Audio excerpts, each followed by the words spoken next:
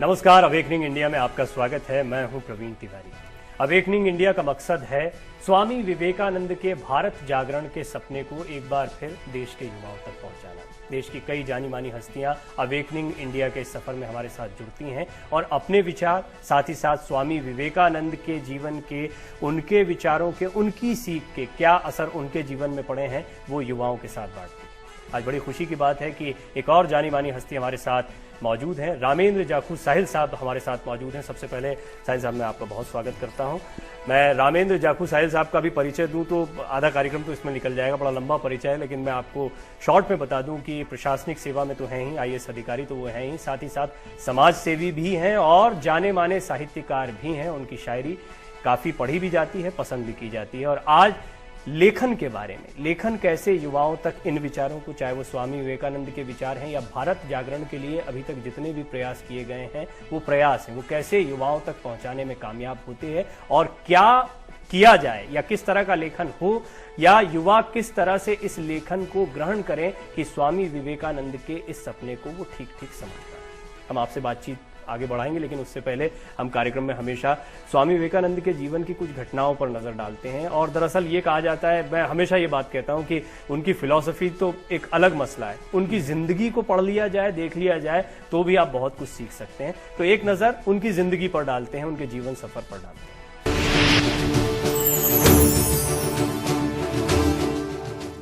वो योद्धा सन्यासी जिन्होंने अमेरिका में हिंदू धर्म एवं भारतीय संस्कृति की महानता का प्रचार उस समय किया जब पश्चिम की नजर में भारत असभ्य देश था। श्री रामकृष्ण परमहंस के प्रिय शिष्य स्वामी विवेकानंद त्याग की प्रतिमूर्ति थे। उन्होंने अपना जीवन देश एवं मानव जाति के उत्थान के लिए निवेदित कर दिया। वे दीनहीन, दरिद्र एवं असहाय जनसाधारण के विकास हेतु लालायित थे। वे एक ऐसे महान दूरदर्शी एवं कर्मयोगी थे जिनकी ओजस्वी वाणी सुन सुप्त भारतवासी जागृत हो उठे।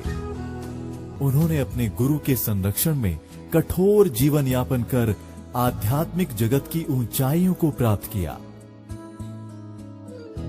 श्री रामकृष्ण की महासमाधि के पश्चात स्वामी विवेकानंद ने संपूर्ण भारत का भ्रमण किया और राजाओं से लेकर कंगालों तक सभी प्रकार के लोगों के संपर्क में आए।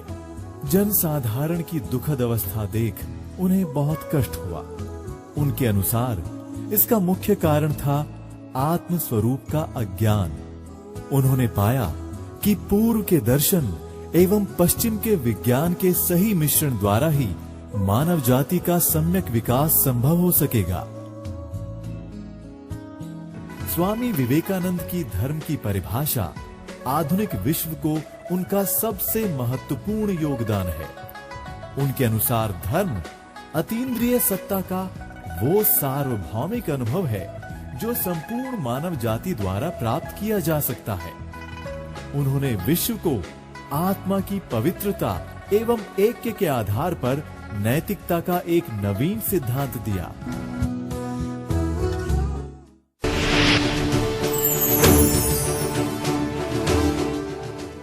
स्वामी जी के जीवन पर ग्रंथ लिखे गए हैं, कई सीरीज लिखी गई हैं। जितना पढ़ते जाएं उतना कम है, इतना अपार है। उनका जीवन जरूर छोटा सा था, बहुत कम उम्र में उन्होंने इस दुनिया को अलविदा कह दिया था, लेकिन इसके बावजूद उस कम उम्र में उन्होंने वो सब कुछ किया जिसकी अपेक्षा उनके गुरु ने उनसे की थी। ये तो हमने एक नज़र डाली कि उनके जीवन का सफ़र क्या रहा, किस तरह का योगदान उनका रहा। लेकिन मैंने देखा है जाखू साहब की, जब भी अवेकनिंग इंडिया में हमारे साथ युवा जुड़े हैं, हमने देखा उनके ऊपर आज भी एक इम्प्रेशन है। स्वामी विवेकानंद वो शख्सियत थे जो अवेकनिंग इंडिया या भारत जागरण के लिए उनके जो विचार थे वो आज भी उतने ही मौजूद हैं जितने ये अपने उद्गार के समय पर थे, और आज भी युवाओं को उतना ही प्रभावित करते हैं। इनके अंदर क्या है, इस विचार की आत्मा क्या है जो आज भी युवाओं को एनर्जेटिक कर देती है। आज के संदर्भ में देखें या उस काल में चले जाए तो गरीबी आज भी हमारे सामने है। वो मुद्दे जिनकी ओर उन्होंने हमारा ध्यान आकर्षित करने की कोशिश की, वो मुद्दे आज भी हैं। आज भी हमारी जो नई पीढ़ी है उसमें एक आक्रोश है, एक गुस्सा है, चाहे व्यवस्था के बारे में कहे या हमारी जो इस वक्त टूटती ह्यूमन वैल्यूज हैं उनके बारे में कहे, या एक ऐसा दौर चल रहा है उसमें और उस जमाने में जब उन्होंने सारे भारत का भ्रमण किया और सारे हिंदुस्तान में अमेरिका गए, यूरोप गए, इंग्लैंड गए, तो वहां पर जो उन्होंने सीखा और वो जब उन्होंने उसका एक कंपैरिजन उनके सामने आया तो उनको ये लगा कि वहां के लोग एक तो आत्मविश्वास से भरे हुए हैं, उनकी एक अपने ऊपर एक श्रद्धा है, देश के प्रति एक कमिटमेंट है, राष्ट्र निर्माण में जुड़े हुए हैं। और वहां पर कभी वो किसी गली कूचे में भी गुजरे तो उन्होंने जब उसको एक तरह से उनकी कल्पना में जब भारत का दृश्य गुजरा तो ऐसे लगा कि हम कहाँ हैं। और उन्होंने कहा भी है कि जब जापान में अगर कोई चीज किसी को सीखते हैं तो उसको वो अंगीकार कर लेते हैं, उसका प्रयोग करते हैं अपने दैनिक जीवन में। लेकिन हमारे यहां ये है कि जो हमारा है उस पे ही हमें गर्व नहीं है, हमारी जो समस्या है उनकी ओर हमारा इशारा तक नहीं है, हम उनकी तरफ देखते नहीं है। जैसे जब उनको ये कहा गया था ना कि दीन पर दया नहीं सेवा करो, ये जो सेवा का एक था, एक उनका एक बहुत बड़ा जो मैसेज मैं समझता हूं उनका उपदेश है, उसका आज भी उतना ही संदर्भ जो है इस वक्त तक कंटेम्प्रेरी इंडिया में भी बिल्कुल उसी तरह से ये मैं समझता हूं कि आज की ज्वलंत जो हमारी समस्याएं हैं उनके ऊपर अगर उनके विचारों को उनको सुना जाए, उनको देखा जाए, उनको ऊपर हम कुछ भी मैं समझता हूं 10% भी उसके ऊपर अमल कर ले तो हमारे देश की जो आज भी आबादी है, जैसे अभी पीछे एक आई थी कि अभी भी 70% के लोग अभी भी गरीबी की रेखा के नीचे जा रहे हैं। ये देखिए कि 60-65 साल के बाद भी हम वही के वही बहुत तरक्की हुई है, लेकिन गरीबी तो नहीं पीछा छोड़ी। जो दीन के प्रति सेवा का भाव था वो आज भी मिसिंग है। उसके लिए हमारे जो युवक हैं उनको आगे आना चाहिए। ये नहीं कि सिर्फ सरकारी सेवा में ही जाना है कि नौकरी ही करना है, तो वो भी कर सकते। वो तो कि पढ़ लिख के अगर आपने क्लर्क बनना है, आपने कोई वकील बनना है, तो ये तो नहीं है शिक्षा। तो आपको आगे बढ़ना है। आप देखिए कि आपकी समस्या क्या है और कहीं भी आप अपना नाम कमा सकते हैं। और वो छोटी सी उम्र से लेकर 39 साल की जो भी उनकी आयु रही, उतने छोटे से समय में सारी दुनिया को हिला के रखती है। जिन बड़े मकसदों की आप बात कर रहे हैं, भारत जागरण के लिए स्वामी विवेकानंद जिन मकसदों को रखते थे, वो कैसे उसका सामंजस्य बनाया जाए, पैरेलल ये चीजें कैसे साथ साथ चलेंगी? जो उन्होंने गुणों की बात की है कि व्यक्ति में क्या गुण होने चाहिए, उनका समावेश होना जरूरी है। हम अगर अपने मैं से ऊपर उठ जाते हैं तो मैं समझता हूं जब मैं से ऊपर मैं खत्म हो जाता है तो आप हो जाते हैं, तुम हो जाते हैं, समाज आ जाता है। और हमारी सोच में, हमारी कल्पना में, हमारी कविता में, हमारी जिंदगी में, हमारी सारी जो माशरा है, हमारा जो समाज है, उसके प्रति हम जुड़ जाते हैं। और हम में एक जिसको कहते हैं ना एक ऐसी संवेदना पैदा होती है जो हमें सोचने के लिए बाध्य करती है। आप चाहे किसी भी, चाहे नौकरी में चले जाते हैं, चाहे प्राइवेट जॉब भी करते हैं, तो इसका मतलब ये नहीं कि आप अपनी समाज सेवा नहीं कर सकते। आप कहीं पर भी रहकर किसी भी मुकाम पर हों तब भी आप समाज के प्रति सोच सकते हैं। अगर आप सोचते हो कि मैं तो ऑफिसर बन गया हूं, मैं तो बहुत बड़ा हूं, अब तो मैं एक मुझे दुख की बात ये भी कई बार लगती है कि हम एक ऐसे समझते हैं कि जैसे हम एक रूलिंग क्लास में रह रहे हैं, कि जो थोड़ा सा कोई पदवी पे चला जाता है वो सोचता है कि मैं तो एक रूलर बन गया हूं, मैं उस तरह का हूं। एक आम आदमी से जुड़ना, उसके साथ एक तरह से उसकी दुख दर्द में शामिल होना, वो कहीं ना कहीं एक मैं समझता हूं टूट गया है बंदा। उसको जानने के लिए ये जरूरी है कि विवेकानंद को जितना पढ़ा जाए, मैं समझता हूं, जैसे कहते हैं ना कि अच्छे लिटरेचर को पढ़ने से ही आप एक अच्छे इंसान बन सकते हैं। उनकी अगर मैं वही कहता हूं कि अगर उसके कुछ अंश भी हमारे में समाहित हो जाए, हमारी युवा पीढ़ी में समाहित हो जाते हैं, तो मैं समझता हूं कि समाज का एक रंग ही और होगा। साहित्य के क्या इंपॉर्टेंस होते हैं, क्या अहमियत होती है इन विचारों को आगे बढ़ाने में, इस पर मैं थोड़ा विस्तार से आपसे बातचीत करता हूं। लेकिन उससे पहले जाने माने ध्यान गुरु ईशान महेश ने अपने विचार अवेकनिंग इंडिया के लिए रखे, उनके विचार भी हम इस कार्यक्रम में शामिल करते हैं।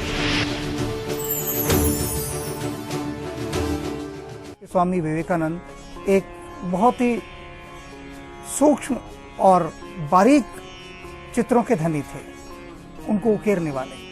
मिशन का जो प्रतीक चिन्ह है वो स्वामी विवेकानंद ने ही बनाया, और उसमें ध्यान और साधना की बहुत बड़ी गहराई है। उसमें जो सर्प है वो रहस्यवाद और योग का प्रतीक है, सूर्य ज्ञान का, उद्वेलित सागर कर्म का, कमल भक्ति का, और जो हंस है वो परमात्मा का, जो इन सब के मध्य स्थित है। आप कभी बहुत गहराई से देखें इसका प्रतीक चिन्ह मिशन का, तो इतनी बारीकी से, इतनी गहराई से समाधि की अवस्था में बनाया गया ये प्रतीक चिन्ह। मतलब संभवतः कोई चित्रकार, बड़े से बड़ा चित्रकार भी इसको देखकर आश्चर्यचकित रह जाएगा, इस प्रतीक चिन्ह को। तो ये तो था चित्रकार का रूप उनके। जिस तरह से भगवान कृष्ण के अनेक रूप थे, योद्धा भी थे, योगी भी थे और संगीतज्ञ भी थे, इसी प्रकार से स्वामी जी भी एक अनेक रूपों में अपनी कलाएं दिखाते हैं। गायक थे, देखिए, क्योंकि भक्ति के साथ गायन का बड़ा संबंध है। हमारे जितने भी भक्त हुए हैं, जितने भी भक्त, वो सब गायक ही रहे। आप देख लीजिए, क्योंकि परमात्मा जब उतरता है तो वो गायन के रूप में फूटता है, बिना गाए उसको रहा ही नहीं जा सकता। और मीरा तो निस दिन गाती ही रही, नाची भी। स्वामी विवेकानंद ने समाधि की अवस्था में जाकर इस पूरे ब्रह्मांड की उत्पत्ति कैसे हुई और इसका लय यानी इसका विनाश कैसे होगा, इन सारे चीजों का पूरा अक्षर से वर्णन किया है। विज्ञान के अणु, परमाणु इत्यादि, जो हमारा ब्रह्मांड, एक व्याख्यान इन्होंने अमेरिका में दिया था, उसके अंदर इन सब बातों को इन्होंने उठाया, और जिसे सुनकर वहां का वैज्ञानिक चकित रह गया कि ये बातें एक पराधीन देश का एक भटकता हुआ सन्यासी कैसे जान सकता है। ये बड़े आश्चर्य की बात थी। उन मूल्यों को उस समय 1800 के अंदर जाकर उन बातों को उठाया जो आज हम बड़ी बड़ी दूरबीनों से देख पा रहे हैं या समझ पा रहे हैं। तो ये वैज्ञानिक रूप स्वामी विवेकानंद का है।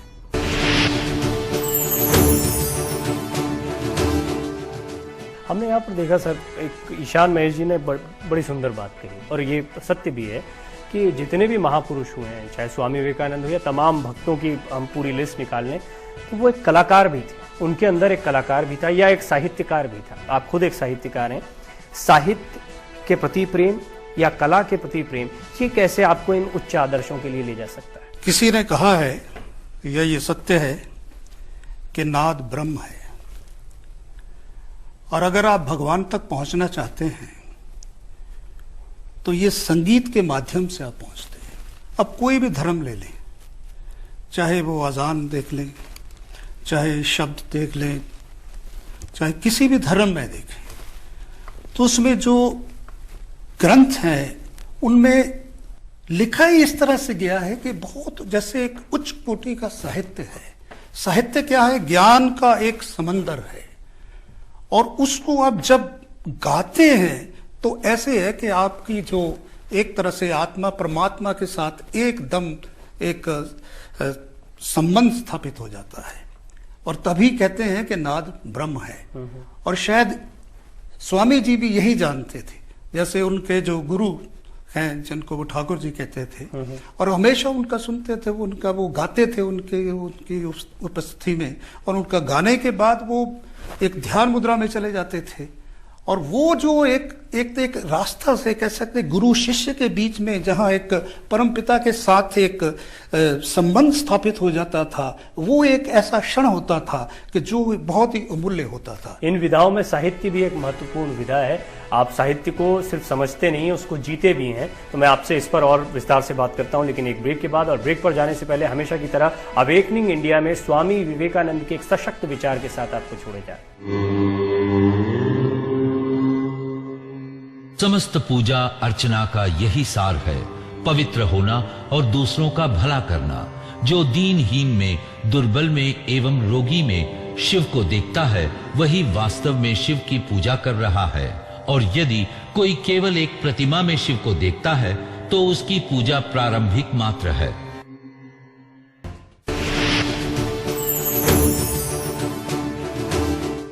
ब्रेक के बाद अवेकनिंग इंडिया में एक बार फिर आपका स्वागत है। रामेंद्र जाखू साहिल साहब हमारे साथ बने हुए हैं, जाने माने साहित्यकार हैं और साहित्य के विषय में हम अब चर्चा करने वाले हैं, क्योंकि आपने बताया कि कला और खास तौर पर संगीत किस तरीके से डिवाइन कहा जाता है, देवीय कहा जाता है, और ये जैसा आपने कहा कि ईश्वर के साथ वो जोड़ देता है।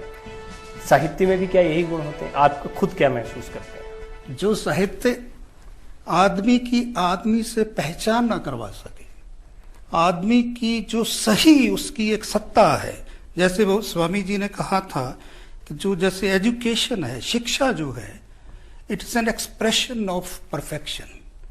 आदमी परफेक्ट है, जितने भी आदमी संपूर्ण रूप से, उनमें एक पूर्णता है, और पूर्णता को बाहर लाना और उसको जान लेना, उस आवरण को उतार देना, यही तो साहित्य है। जब आदमी उससे आत्मसात कर लेता है तो साहित्य हो जाता है, और वही साहित्य की एक बहुत बड़ी उपलब्धि मानता हूं। और इसमें खास करके आपका दुख, मेरा दुख, सामाजिक सरोकार, ये एक अभिव्यक्ति है। अगर वो नहीं कह सका तो उसका दुख आपने बयां कर दिया। तो ये बात है। जैसे ऐसे लगता है कि जब मैं कुछ लिखता हूं, मेरे पास एक्सप्रेशन नहीं था, वो एक्सप्रेशन वहां से मिला मुझे। क्योंकि वो आप एक्सप्रेस नहीं कर रहे, तो वो आपको बीच में से आपको निकाल देता है। मैं समझता हूं कि हर एक जो व्यक्ति है उसके बीच में साहित्य के गुण है, यानी कि रचना है, रचनात्मकता है, वो एक सृजन कर सकता है। जैसे बीज है, बीज क्या है? बीज से ही तो वृक्ष बनता है।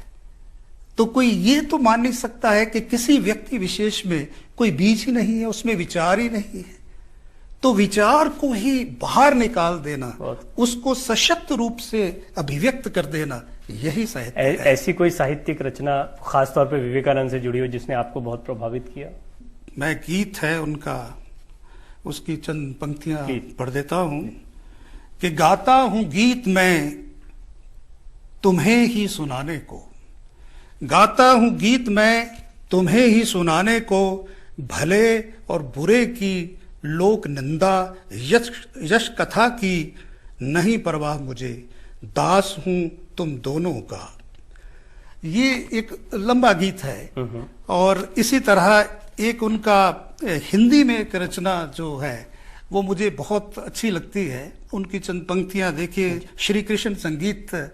और बड़ी अच्छी बात यह है कि जो जितने भी हमारे शास्त्र वेद लिखे गए हैं तो उनको रागों का बहुत ज्ञान होता था। तो इसमें भी जैसे मुल्तान और धीमा त्रिताल जैसे दे रखा है कि, और कहते हैं कि मुझे वारी बनवारी सैया जाने को दो, जाने को दे रे सैया जाने को दे, मेरो बनवारी बांधी तुम्हारी, छोड़े चतुराई सैया जाने को दे।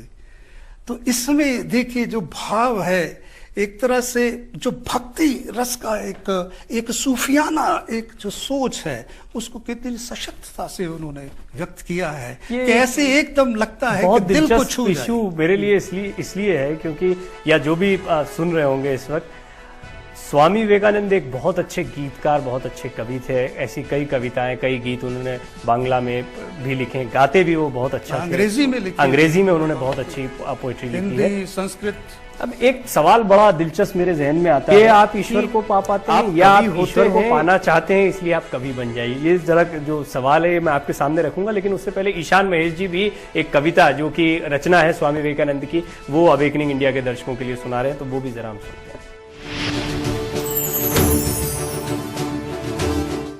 काल केली करता हूं तुमसे मैं, और क्रोध करके देव तुमसे किनारा कर जाना कभी चाहता हूं, किंतु निशा काल में शैया के शिरोभाग में देखता हूं तुमको मैं खड़े हुए, चुपचाप आंखें छलकाई हुई फेरते हो मेरे मुख को तुम मेरी ओर, उसी समय बदल जाता है भाव मेरा। पैरों पड़ता हूं पर क्षमा नहीं मांगता, तुम नहीं करते हो रोष, पुत्र हूं तुम्हारा। कहो और कोई कैसे इस प्रगल्भता को सहन कर सकता है। प्रभु हो तुम मेरे, तुम प्राण सखा हो मेरे हो, कभी देखता हूं तुम मैं हूं और मैं तुम हो। तुम वाणी हो वीणा पाणी मेरे तुम कंठ में, तुम्हारी ही तरंगों से बह जाते नर नारी। सिंधुनाद जैसे तुम्हारा हुंकार है, सूर्य और चंद्र में है वचन तुम्हारे देव। मृदु मंद पवन तुम्हारा आलाप है। अपने गुरु के लिए इन्होंने लिखी। और जैसे जैसे व्यक्ति संवेदनशील होता जाता है उसका रुझान ललित कलाओं की ओर बढ़ता है। गायन, चित्रकला, नृत्य कुछ भी हो सकता है। और भक्ति की ओर बढ़ेगा तो भी ये तीनों चीजें बढ़ेंगी। ये ललित कलाओं की एक विशेषता है। और ये कविता सुनने से पहले जो सवाल रखा था उसका कुछ जवाब यहाँ से भी मिला, लेकिन मैं आपसे भी जानना चाहूंगा क्योंकि आप इस दिशा में या इस रास्ते को आपने भी पकड़ रखा है। कवि होते हैं इसीलिए वहां पर पहुंच पाते हैं या वहां पहुंचना चाहते हैं इसलिए कवि बनना जरूरी है? देखो, सब कवि वहां पहुंचना चाहते हैं, इसके ऊपर तो एक लंबी बहस हो सकती है। लेकिन आदमी से आदमी का जुड़ना, मैं समझता हूं ये सबसे बड़ी यात्रा है।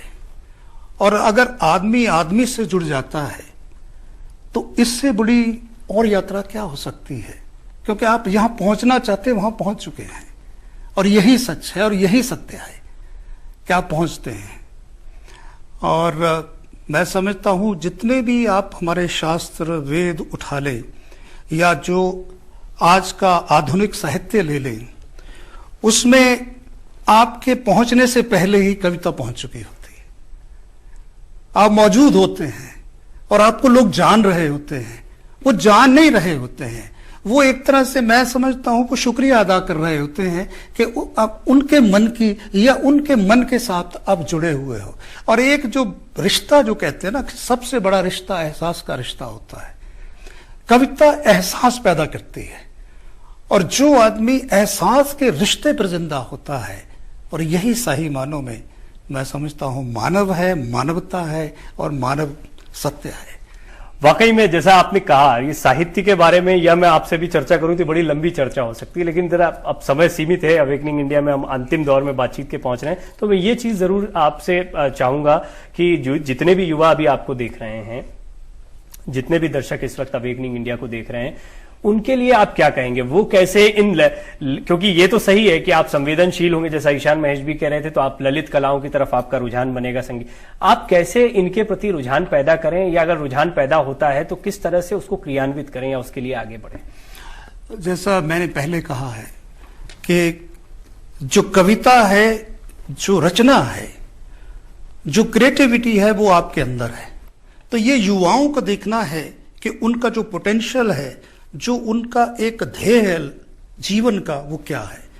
और जैसे स्वामी जी कहते थे कि एक जैसे जिस लक्ष्य को आप एक तरह से पकड़ लो तो उसके ऊपर बस सीधा आपको वही अर्जुन को जैसे ना वो आंख नजर आनी चाहिए, उस तरह से आप चलते हो। तो मैं समझता हूं कि अगर हमारे युवा जो हैं इधर उधर ज्यादा ना झांकने का मेरा मतलब ये है कि वो एक तरह से ये जैसे कंफ्यूज्ड एक कंफ्यूज सिचुएशन में ना रहे। उनको मतलब ये ना लगे कि मैं करूं क्या, मुझे पता नहीं चल रहा। ऐसा कुछ नहीं है, उनको सब पता है कि वो क्या कर सकते हैं, उनको ये भी पता है कि पोटेंशियल क्या है। मैं समझता हूं कि अगर वो ये सोचे, और खास करके अगर स्वामी जी की ही एक तरह से जीवनी पढ़ लें और उनको अंगीकार कर लें अपने जीवन में और एक ध्येय रख लें और उसके ऊपर चलते रहें, मैं समझता हूं कोई ऐसा पहाड़ नहीं होता जो टूट नहीं सकता। ऐसी कोई समस्या नहीं होती कि वो आपके कदमों में गिर न जाए। रामेन जाखू साहिल साहब, बहुत बहुत धन्यवाद आपका। आप कार्यक्रम में शामिल हुए और आपने अपने विचार दर्शकों के साथ। मैं आपका धन्यवाद करना चाहता हूं कि आपने मुझे एक तरह से मौका दिया कि आज खास करके उस महान आत्मा को मैं अपनी विचारों से अपने श्रद्धा सुमन। बहुत बहुत धन्यवाद। और अवेकनिंग इंडिया में आज का सफर यहीं तक, लेकिन अगले हफ्ते आपसे फिर मुलाकात होगी। जाने से पहले आपको एक बार फिर हम बता दें कि आपके सुझाव हमारे लिए बहुत महत्वपूर्ण होते हैं। awakeningindia.dd@gmail.com हमारा ईमेल एड्रेस एक बार फिर आपको बता दें, awakeningindia.dd@gmail.com। अपने सुझाव हम तक पहुंचाते रहें और अवेकनिंग इंडिया के जरिए तमाम जानी मानी हस्तियों के विचार हम आप तक पहुंचाते रहेंगे। आज के लिए दीजिए इजाजत, नमस्कार।